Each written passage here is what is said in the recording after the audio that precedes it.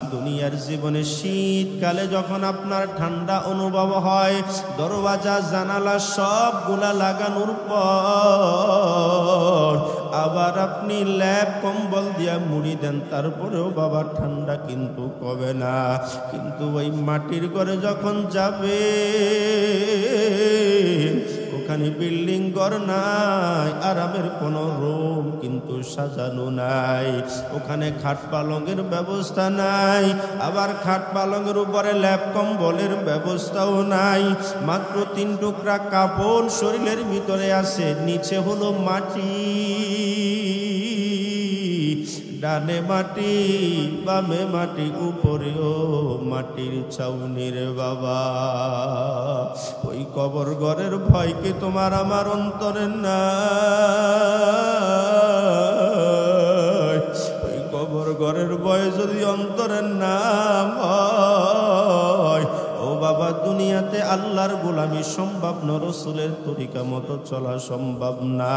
একই দিন মাটির ভেতরে হবে ঘর রে মন আমার, কেন বাঁধ দালান ঘর? ঠিক নেই? একই দিন মাটির ভেতরে হবে ঘর রে মন আমার, কেন বাঁধ দালান ঘর রে মন আমার, কেন বাঁধ দালান ঘর? প্রাণ পাখি উড়ে যাবে পিঞ্জর ছেড়ে,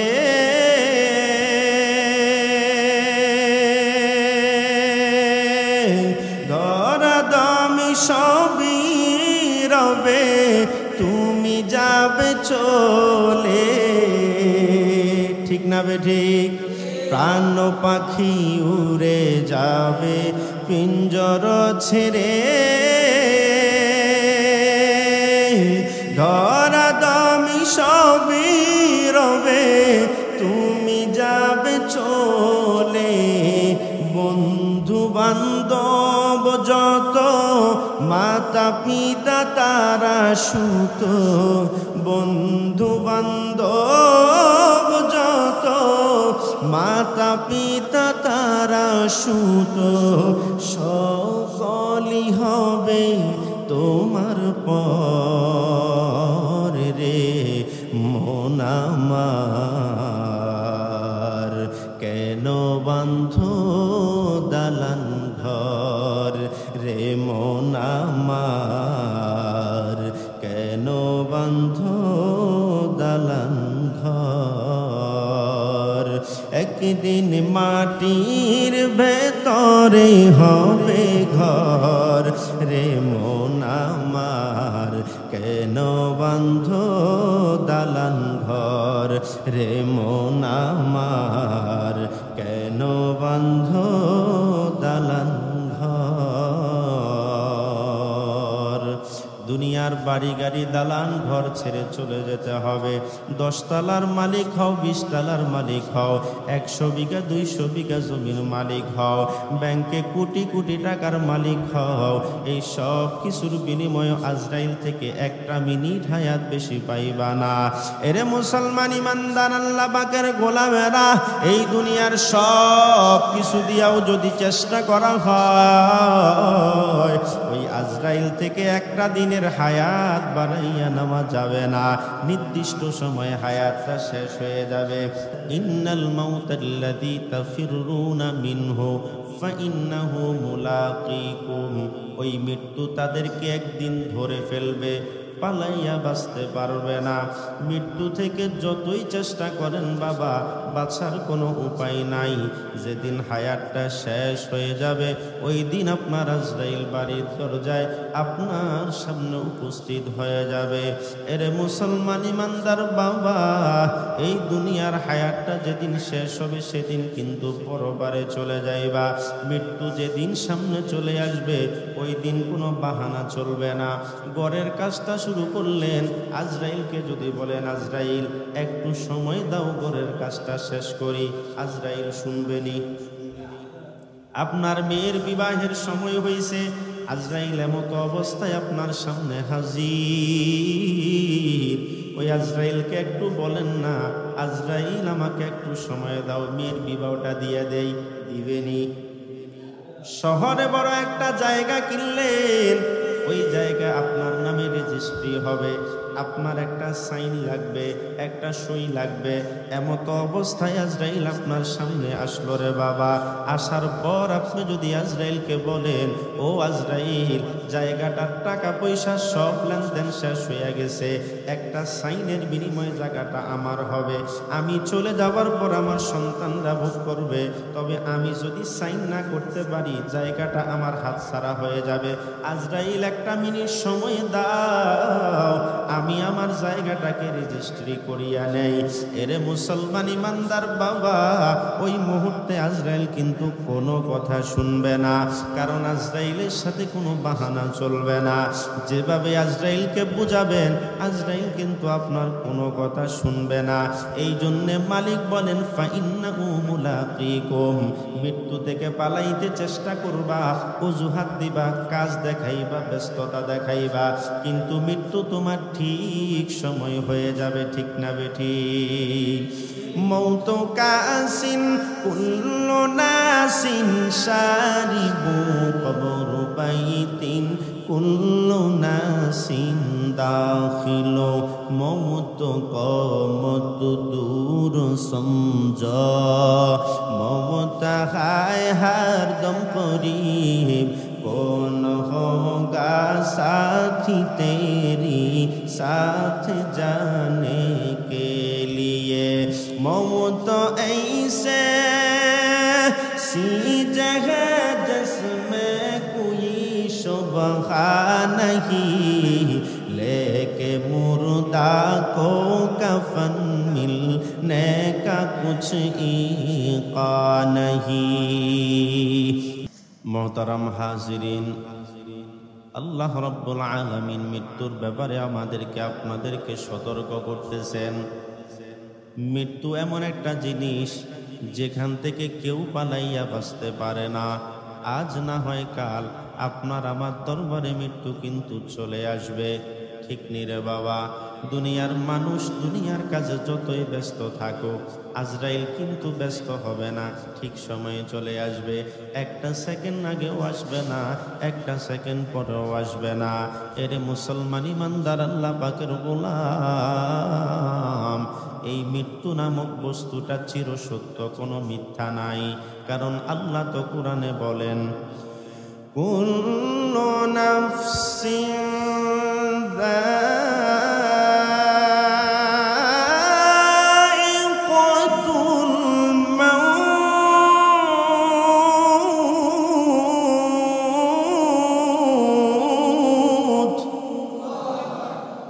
রব্বুল আলামিন জানাইয়া দেয়, প্রত্যেকটা প্রাণী মরণশীল, মৃত্যুর কাঠগড়ায় একদিন দাঁড়াইয়া যেতে হবে। এরে মুসলমান ইমানদার আল্লাহ পাকের গোলাম, ওই মৃত্যুটা বাড়ির সামনে এসে দাঁড়াইয়া থাকবে না, নির্দিষ্ট সময় ঠিক আপনার সামনে হাজির হয়ে যাবে। এ মুসলমান ইমানদার আল্লাহ পাকের গোলামেরা, এই জন্য মৃত্যু যেহেতু সত্য, কোনো সন্দেহ নাই, মৃত্যু আসার আগে আগে মৃত্যুর প্রস্তুতি গ্রহণ করা লাগবে। কারণ এই দুনিয়ার হায়াতের পরে একদিন কবর ঘরে যাওয়া লাগবে। ওই কবর ঘরে আমার আপনার আপন বলতে কেউ নাই রে বাবা। দুনিয়ার হায়াতে কত মানুষ আপন, আজকে আপনি যদি বিপদে পড়িয়া যান, আপনার ভাই আসবে, বন্ধু আসবে, আপন জনেরা দৌড়াইয়া আসবে। আপনাদের বাজারে কেউ যদি আপনাকে আঘাত করে, মারধর করে, একটা ফোন কল দিতে দেরি, আপনার ভাই বেড়াদার, বন্ধু বান্ধব, মা বাবা, আপনজন যাইতে দেরি হবে না। ও বাবা, একটু বলবেন নি, কবরে যাওয়ার পর আজরাইলের মৃত্যুর পর ওই কবরের আযাবের ফেরেশতারা যখন আঘাত করবে, একটা মিনিট আপনি ফোন কল দিয়ে দুনিয়ার কাউকে বলতে পারবেন নি? কবরে কোন মোবাইলে ফোন দিতে পারবেন নি? সুযোগ তো নাই। এবার যখন আঘাত হবে, আপনি তো আপনার বাড়ির কিনারায়, মসজিদের কিনারায় শুয়ে আছেন, আপনার চাচাতো ভাই, জ্যাঠাতো ভাই, আপন ভাইগুলা রাস্তা দিয়ে হেঁটে যায়, কবরের সামনে দিয়া হেঁটে যায়। ওই কবরে আযাব হয়, ভাই জানে না, বন্ধু জানে না, আপন মানুষেরা জানে না। এরে দুনিয়াদার পাগল, এই দুনিয়া নিয়া কেন এত পাগল হয়েছো? দুনিয়ার রং তামাশায় কেন এত বেশি পাগল হয়ে গেছো? এই দুনিয়ার হায়াতটা শেষ হইলে পরে কবরের আযাব সহ্য করার মতো ক্ষমতা নাই। সুতরাং এখনো সময় আছে, ওই কবর ঘরে যাওয়ার প্রস্তুতি গ্রহণ করিয়া নাও। যদি প্রস্তুতি গ্রহণ না করো, তবে কিন্তু মাওলার কাছে জবাব দিতে হবে কি হবে না? ঠিক না বেঠিক বাবা? দুনিয়ার হায়াতটা বড় নির্দিষ্ট। এই হায়াত নির্দিষ্ট সময় শেষ হইলে পরে দুনিয়ার জীবনও শেষ। আজকে আপনাকে আবুল কাসেম নাম ধরে ডাকা হয়, হাজী সাহেব নাম ধরে ডাকা হয়, অমুক তমুক বলে ডাকা হয়। যখন আজরাইল পানটা নিয়ে যাবে, আপনার নাম হয়ে যাবে লাশ। ঠিক নেই? এই মসজিদের পালকিখানা আপনার বাড়ির দরওয়াজায় হাজির। জীবনে যেই মসজিদের দিকে একটা বার তাকাইয়াও দেখলেন না, আপনি মসজিদের দিকে তাকান আর না তাকান, একটা দিন এমন আসবে যেই দিন মসজিদের খাটিয়া আপনার বাড়ির দরওয়াজায় আপনাকে বহন করার জন্য প্রস্তুত। মৃত্যু তো সেটারই নাম। দুনিয়ার সব বাহাদুরি শেষ, মুহূর্তের ভিতরে আপনার সব ক্ষমতাগুলো শেষ। আপনি এমপি হবেন, মন্ত্রী হবেন, কত ক্ষমতার মালিক হবেন, আপনার দাপটের কোনো শেষ নাই। আপনাকে দেখলে মানুষ ভয়ে থরথর করে কাঁপে। কিন্তু যেদিন আপনি মারা যাবেন, ওই দিন আপনি আজরাইলের ভয়ঙ্কর চেহারা দেখে নিজেই কাঁপতে কাঁপতে শেষ হইয়া যাবেন রে বাবা। এই জন্য আজরাইল আপনার সামনে আসার আগে সময় আছে। আজরাইলের সামনে দাঁড়ানোর মতো সাহস নিয়ে তৈরি হও, ওই কবরে যাওয়ার মতো সামানা তৈরি করে নাও। ওই কবরের হায়াত তো শেষ না রে বাবা। মৃত্যুর পর সুন্দর করে গোসল দেওয়াইয়া, 3 টুকরো কাপড়ের প্যাকেটের ভিতরে মোড়াইয়া, একটু সুগন্ধি লাগাইয়া এমন একটা গাড়িতে আপনাকে আমাকে তুলবে। ও বাবা, যেই গাড়ির ড্রাইভার কম পক্ষে হবে 4 জন। কয়জন রে বাবা? 4 জন ছাড়া ওই গাড়ির ড্রাইভিং হবে না। দুনিয়ার যত গাড়ি আছে সব গাড়ির ড্রাইভার কয়জন? যত প্রকার গাড়ি আছে, হয়তো সহযোগী পাশে বসে থাকে, কিন্তু 2 জন একই সাথে গাড়ি চালায় না। চালায় বাবা কয়জন? 1 জন মাত্র গাড়ি চালায়। কিন্তু মৃত্যুর পর এমন একটা গাড়ি বাড়ির দরওয়াজায় যাবে, যেই গাড়িটা 4 জন ছাড়া চলা যাবে না। দুনিয়ার ক্ষমতা কিসের রে বাবা? 4 জনের কাঁধের উপরে ভর করে চলে তো যাবেন মাটির ঘরে। এমন একটা ঘরে যাবেন বাবা, সেই ঘরে সুন্দর কোনো বিছানা পাটির ব্যবস্থা নাই, একটা লাইটের ব্যবস্থা নাই, একটা পাখার ব্যবস্থা নাই, একটা এসির ব্যবস্থা নাই।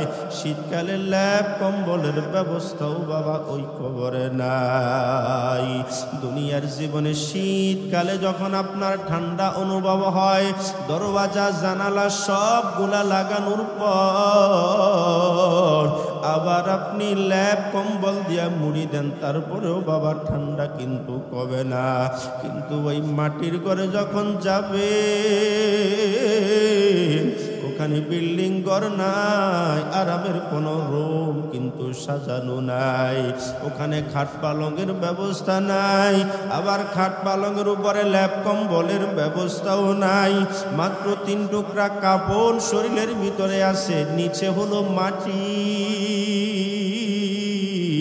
ডানে মাটি, বামে মাটি, উপরেও মাটির ছাউনির বাবা। ওই কবর ঘরের ভয় কি তোমার আমার অন্তরে নাই? ওই কবর ঘরের ভয় যদি অন্তরের নাম হয়, ও ও বাবা দুনিয়াতে আল্লাহর গোলামি সম্ভব না, রাসূলের তরিকা মতো চলা সম্ভব না। এমত অবস্থায় ওই মাটির ঘরে আপন মানুষগুলা আমাকে একা একই রেখে চলে আসবে। ও বাবা ওই কবরে শোয়ানোর পর আমার বুকের উপরে মাটিগুলা পাড়াইয়া পাড়াইয়া শক্ত করিয়া বসাইয়া দিবে। বাবা আমি চাইলেও উঠে আসতে পারবো না, এমনভাবে পাড়াবে মাটি যেন শক্ত হইয়া বসিয়া যায়। আবার তার উপরে একটু পানি ছিটাইয়া দিবে, মাটি যেন বসিয়া যায়।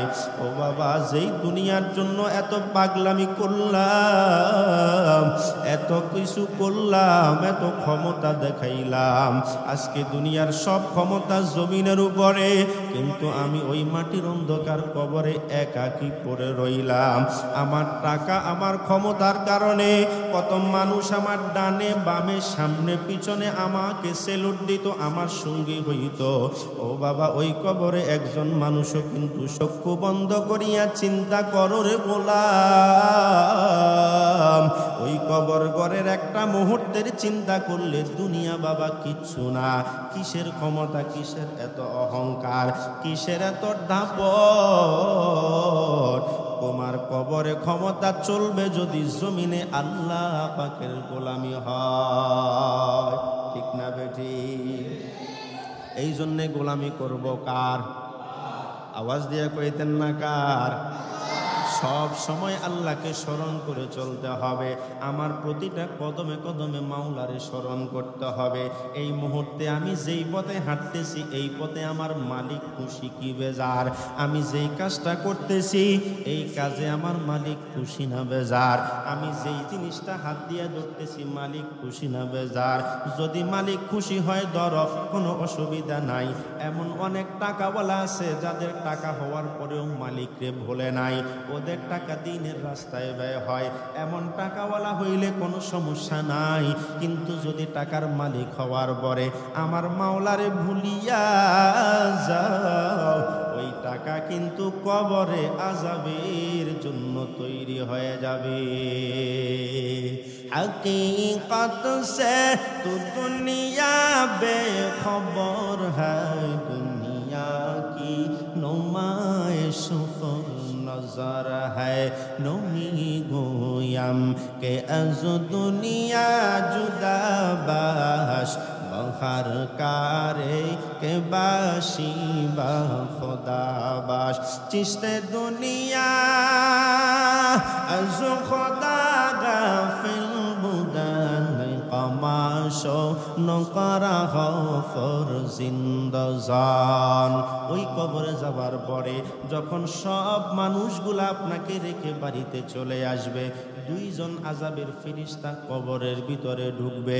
এই কথায় আমার মায়ার নবী হাদিস শরীফের ভিতরে বলেন, ইদা বুজিয়াল মাইয়িতু ফি কবরিহি জাআল কুরআনু ইনদা রাসি ওয়াস সালাতু আন ইয়ামিনিহি ওয়াস সিয়ামু আন শিমালি ওয়াসাইরুল হাসানাতি ইনদা রিজলাই।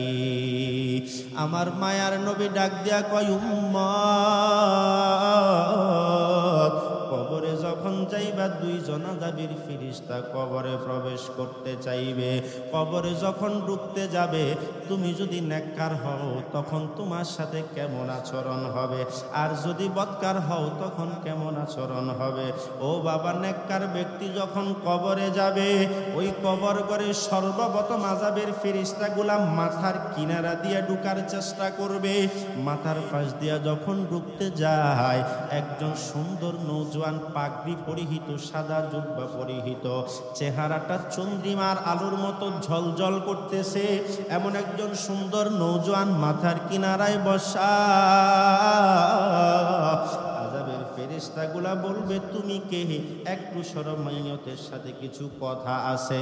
ওই আযাবের ফেরেশতাগুলাকে সুন্দর নওজোয়ান ডাক দিয়ে বলবে, তোমরা কে? কেন ঢুকতে চাও আমাকে আগে বলো। বলে, আমরা হলাম আযাবের ফেরেশতা, এই বান্দাকে আযাব দেওয়ার জন্য ঢুকলাম। মাথার কিনারায় সুন্দর নওজোয়ান যুবকটা ডাক দিয়া কয়, এই মাইয়ত মাইয়তটা ঘুমাইছে, ওকে ডিস্টার্ব করা যাবে না। এই কবরে তোমার ঢুকার কোনো পারমিশন নাই। সুবহানাল্লাহ কইতেন না? ও বাবা, একটু মনে কি প্রশ্ন জাগে না? যেই মানুষটা মাথার কিনারায় বসিয়া থাকবে, আযাবের ফেরেশতাগুলোকে ঢুকতে দেয় না, ওই মানুষটাকে তার পরিচয়টা জানার দরকার আছে না নাই? ওই মানুষটাকে আমার মায়ার নবী ডাক দিয়া কয়, রে উম্মত, ওই মানুষটার নাম হলো কোরআন। যা আল কোরআন ইনদা রাসি। মাইয়ত যখন কবরে ঘুমাবে, এমত অবস্থায় বন্ধু হিসাবে মাথার পাশে বসিয়া যাবে কোরআন।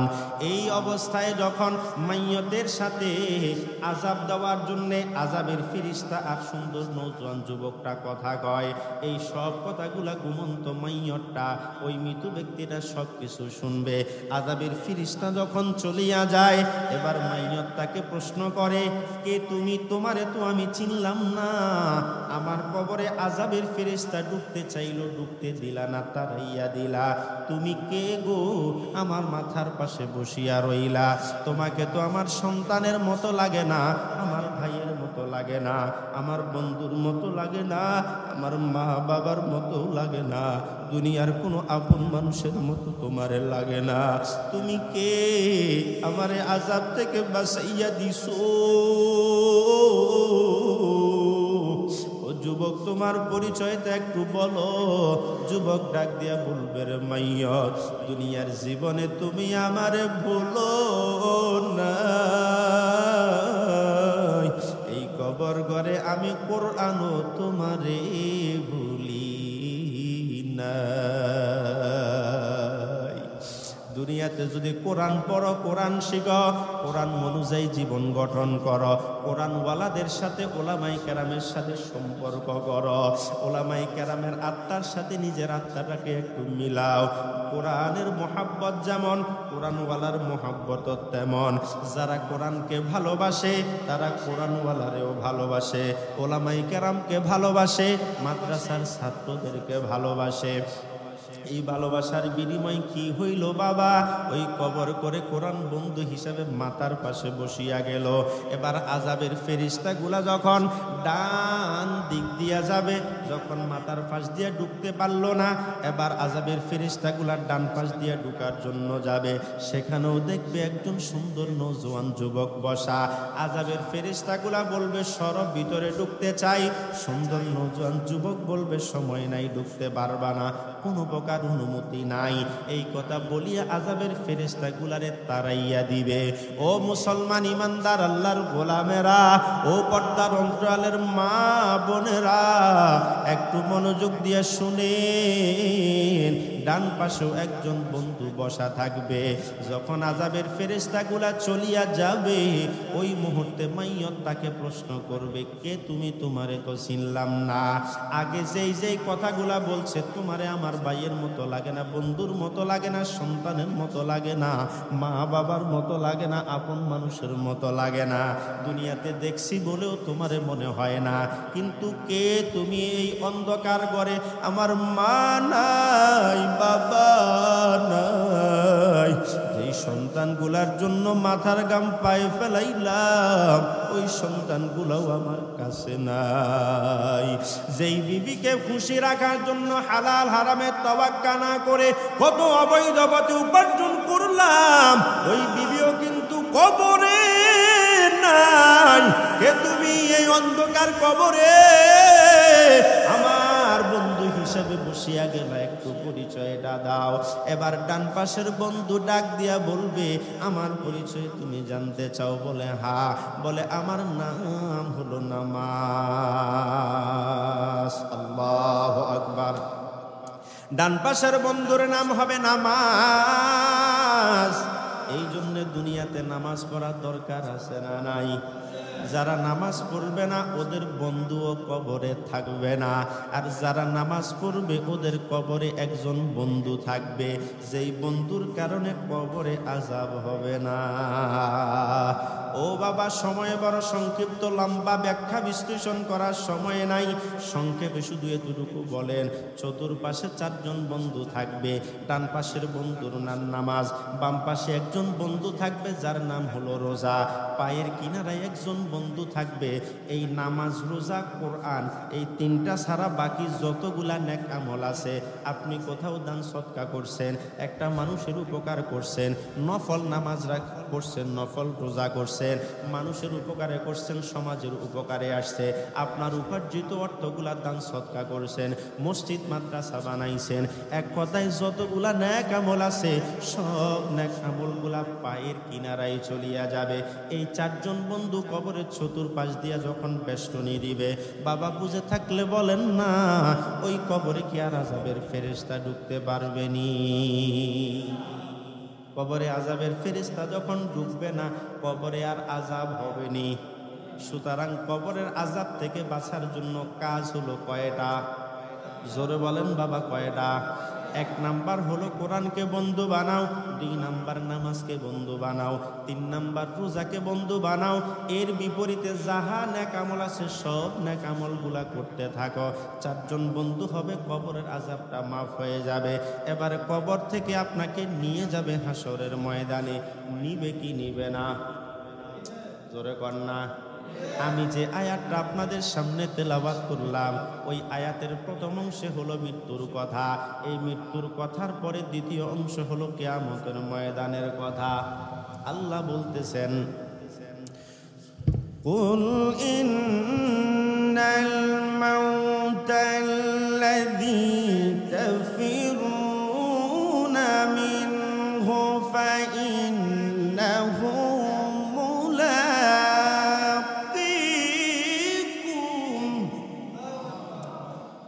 ثم تردون إلى عالم الغيب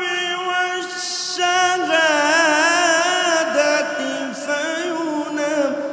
فينبئكم بما كنتم تعملون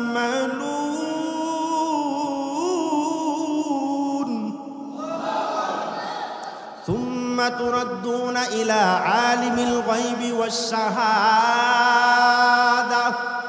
رب العالمين জানায় দেয়, রে গোলাম, মৃত্যুর পর কবরে যাবি, কবর থেকে একদিন আলিমুল গায়বি ওয়াস শাহাদা অর্থাৎ মাওলা পাকের সামনে দাঁড়াইয়া যাবি। ওই জায়গাটার নাম হলো হাসরের ময়দান। ঠিক না বেঠিক বাবা বলেন? হাসরের ময়দানে কার সামনে দাঁড়াইতে হবে? জোরে কোন, কার সামনে দাঁড়াইতে হবে? আল্লাহর সামনে যখন বান্দা দাঁড়াবে, ওই সময় কি দাফট চলবে নি? আমি অমুক এলাকার চেয়ারম্যান, আমি কুমিল্লা 10, 11, 8, 9 আসনের এমপি, আমি পার্লামেন্টের মন্ত্রী, আমি প্রধানমন্ত্রী, প্রাইম মিনিস্টার, আমার কথায় পুরা দুনিয়া চলে। ক্ষমতা কাজ হবে? সব ক্ষমতা শেষ, একমাত্র ক্ষমতা হলো আল্লাহ পাকের। ঠিক নিবে ঠিক। এই জন্যই তো সূরাতুল ফাতিহাতে প্রতিদিন এই তেলাওয়াতটা হয়, মালিকি ইয়াউমিদ্দিন।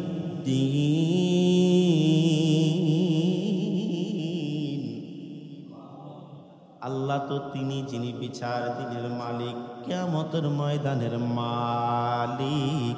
ওই মালিকের সামনে দাঁড়াইবা কেমনে? কোন চেহারা নিয়ে দাঁড়াইবা? দুনিয়াতে রবের নাফরমানি করবা, সুদ ঘুষ খাইবা, রব যেই যেই কাজে অসন্তুষ্ট হয় সব কাজগুলা করবা। এবার যদি রবের সামনে যাও, লজ্জা লাগবে কি লাগবে না? ওই ময়দানে দাঁড়ানোর জন্য দুনিয়াতে কেমনে চলা দরকার? রব যেভাবে চাই সেভাবে, কথা কন না, সেভাবেই তো। যদি না চলি বাবা তাহলে রবের সামনে কেমনে দাঁড়াইব? আপনার মন্ত্রী সাহেব বলছে অমুক এলাকায় এই কাজটা করবি, তুই নেতা, তোরে দায়িত্ব দিলাম, আপনি এই কাজটা করলেন না। এবার মন্ত্রীর সামনে দাঁড়াইলে যদি মন্ত্রী জিজ্ঞাসা করে, কি রে, তোরে তো আমি অমুক এলাকার এই কাজের দায়িত্ব দিলাম, করলি না কেন? মাথা কি উপরে থাকবে না নিচের দিকে নোয়াইয়া যাবে? দুনিয়ার একজন মন্ত্রীর সামনে যদি জবাব না দিতে পারেন বাবা, একটু কি মনেরে বুঝাইতে পারেন না রে মন? দুনিয়ার মানুষগুলার ক্ষমতা কত বেশি, তাদের সামনে যদি জবাব দেওয়া না যায়, আমার মালিকের সামনে কেমনে জবাব দিমু? মন রে কি একটু বুঝানো যায় না? মন কার লাগিয়া কান্দ দিবারাতি, মন কার লাগিয়া কান্দ দিবারাতি, ভেবে দেখো কেউ হবে না, ভেবে দেখো কেউ হবে না তোমার সঙ্গে সাথী। কার লাগিয়া কান্দ দিবারাতি, আপন আপন বহিলা যারে ভাবছো সারাক্ষণ, আসলে যে কেউ নয় তোমার, কেউ নয় রে আপন। ঠিক না বেটি? আপন আপন বহিলা যারে ভাবছো সারাক্ষণ, আসলে যে কেউ নয় তোমার, কেউ নয় রে আপন। তুমি আজ না হয় কাল বুঝবা একদিন রে,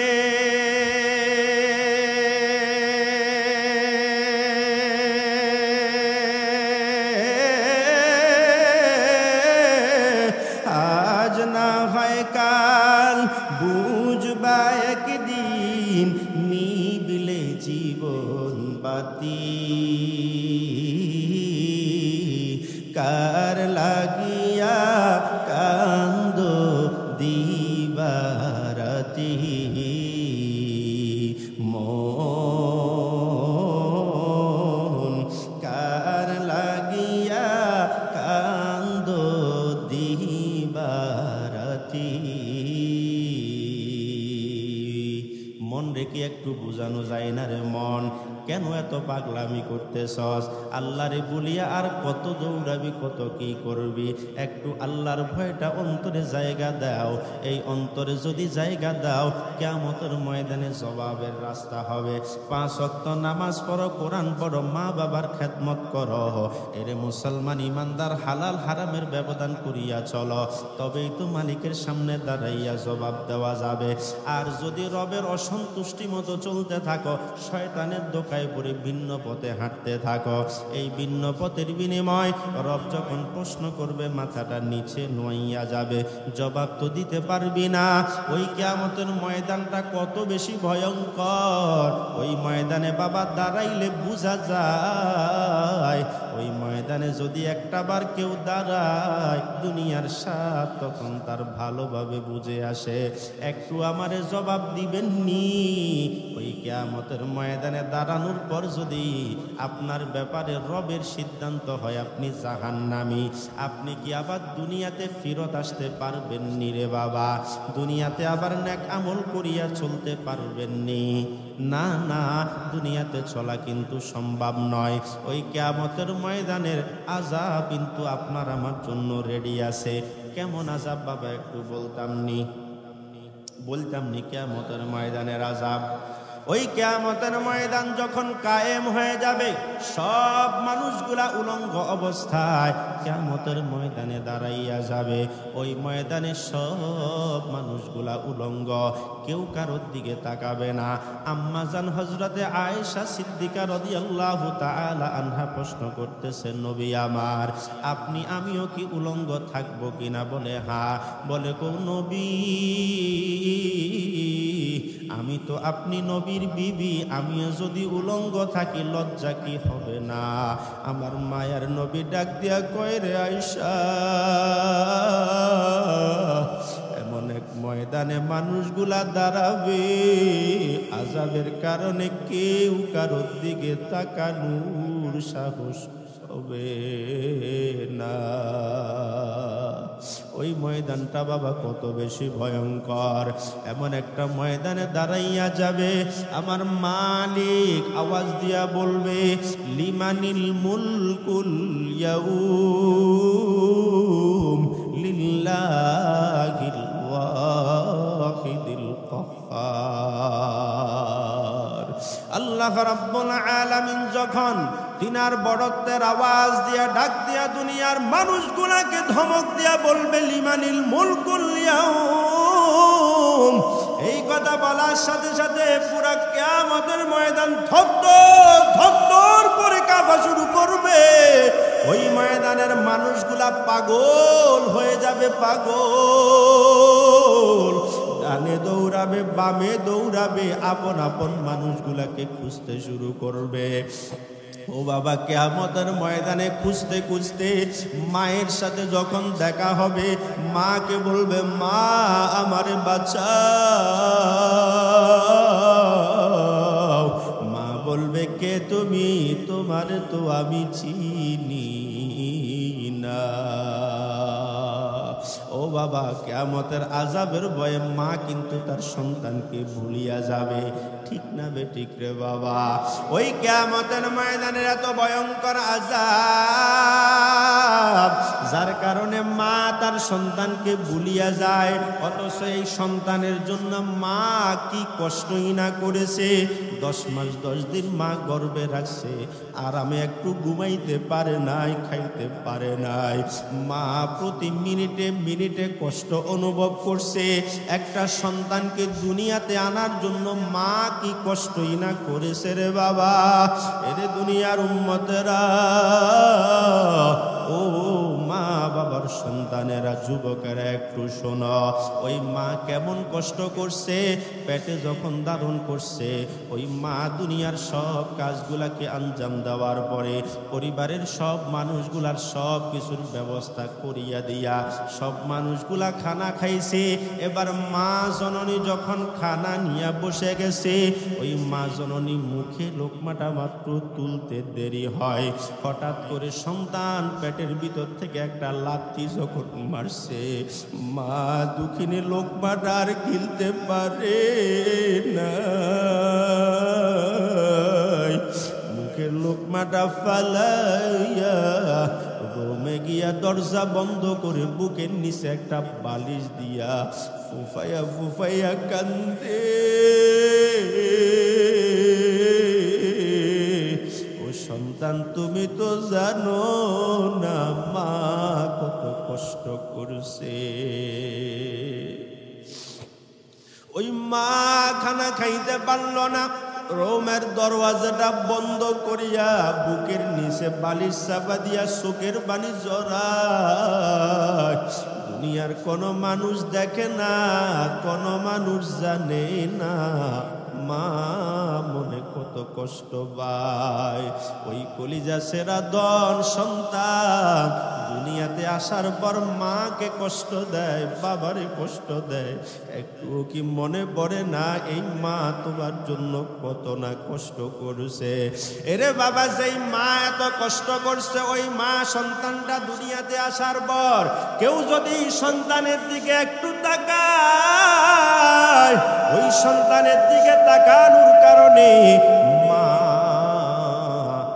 অন্য সন্তান সন্তানগুলাকে এমনভাবে ধমক দেয়, কি ব্যাপার আমার সন্তানের দিকে কেন তাকাইছো, ধমক দিছো কেন, মারছো? মা কষ্টটা সহ্য করতে পারে না। কেন রে বাবা? এই মা তোরে গর্ভে ধারণ করছে এই কারণেই তো। কিন্তু কিয়ামতের ময়দানের ভয়ঙ্কর আযাব যখন শুরু হইয়া যাবে, ওই ময়দানে মাও বলবে তোরে আমি চিনি না। বাবার কাছে যাবে, বাবা বলবে আমি তোরে চিনি না। ভাইয়ের কাছে যাবে, ভাই বলবে আমি তোরে চিনি না। আপন আপন সব মানুষগুলার কাছে যাবে, কেউ বলবে আমি চিনি না।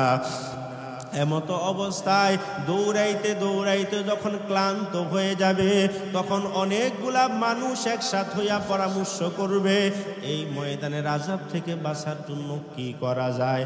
সব মানুষগুলা পরামর্শ করে সিদ্ধান্ত হবে, এই জমিনে আমরা যে আসছি, আমাদের একজন পিতা আছে, বাবা আছে, হযরতে আদম আলাইহিস সালাতু ওয়াস সালাম।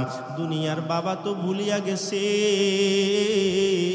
চলো না একটু বাবা আদমের কাছে যাই। সব মানুষগুলা বাবা আদমের কাছে যাবে। ওই আদম নবীও ডাক দিয়া বলবে নাফসি নাফসি, আজকে এই ময়দানে আমিও আমার নিয়ে বড় টেনশনে আছি। আমি জানি না রব আমার সাথে কি আচরণ করে, তোমাদের জন্য আমি কিছু করতে পারবো না। যাও যাও, তোমরা নবী ইব্রাহিমের কাছে একটু যাও। নবী ইব্রাহিমের কাছে যাওয়ার পর নবী ইব্রাহিম বলবে আমিও তোমাদের জন্য কিছুই করতে পারবো না, এই ময়দানে আমিও নিজের নিয়ে বড় টেনশনে আছি। এইভাবে যেতে যেতে যেতে যেতে সব নবী রাসূলের দরওয়াজায় গিয়ে ফিরত যখন আসবে, মানুষগুলা বলবে আমার মায়ার নবী কই? সবার দরওয়াজায় গিয়া ফিরত আসলাম, মায়ার নবীকে তো দেখলাম না। এরে মানুষের দল সবাই মিলে চলো, মায়ার নবীর দরওয়াজায় একটু গিয়া দাঁড়াই। দুনিয়ার জীবনে শুনেছি ওই নবী উম্মতের জন্য কান্না করে, ওই নবী উম্মতকে বড় ভালোবাসে। একটু চলো না মায়ার নবীর কাছে যাই, মায়ার নবীকে একটু বলি, তিনি দেখি না আল্লাহর কাছে বলে একটু আযাব থেকে বাঁচাই কিনা। মায়ার নবীরে খুঁজতে খুঁজতে খুঁজতে খুঁজতে কিয়ামতের ময়দান তন্ন তন্ন করিয়া খুঁজে পেলায়, খুঁজে পায় না। অনেকক্ষণ খোঁজার পর দেখতেছে মায়ার নবী মাকামে মাহমুদের ভিতরে সিজদায় পড়িয়া কান্দে, উম্মতি উম্মতি, ও আল্লাহ আমার উম্মত বাঁচাও, আমার উম্মত রে বাঁচাও। সব উম্মত গুলা মায়ার নবীর কাছে গিয়া বলবেন নবী এই কিয়ামতের ময়দানের আযাব তো সহ্য করতে পারি না, একটু আপনি দরখাস্ত করলে হয়তো বা আমরা বেঁচে যাইতে পারি। এই কথা বলার সাথে সাথে মায়ার নবী আরো চিল্লায় চিল্লায় কান্না সরে আল্লাহকে ডাক দিয়া বলে আল্লাহ উম্মত বাঁচাও, উম্মত বাঁচাও। আমার আল্লাহ আরশের মালিক আহকামুল হাকিমিন ডাক দিয়া বলে নবী কেন কান্না করেন, মাথাটা একটু তোলেন।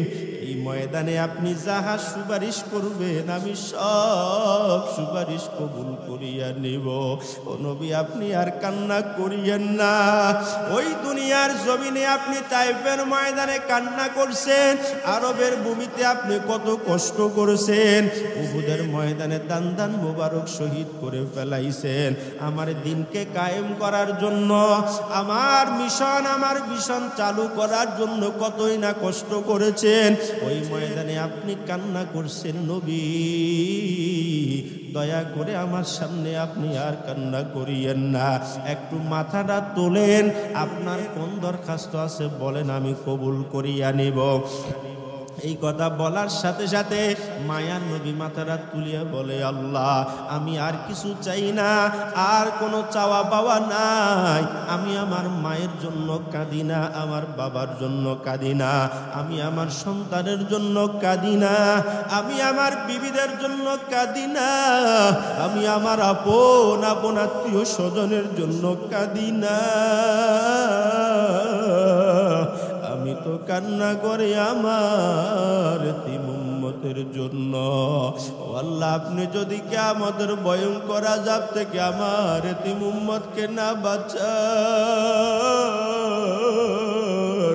আমার উম্মত তো বাঁচতে পারবে না। ওই মুসিবতের সময় সুপারিশ করবেন শুধু একজন, তিনি হলেন আমার মায়ার নবী। ঠিক না বেটি? মুসিবতে না পাই যদি, মুসিবতে না পাই যদি, করুণা তোমার কবরে হাসরে কি হবে আমার, কবরে হাসরে কি হবে আমার।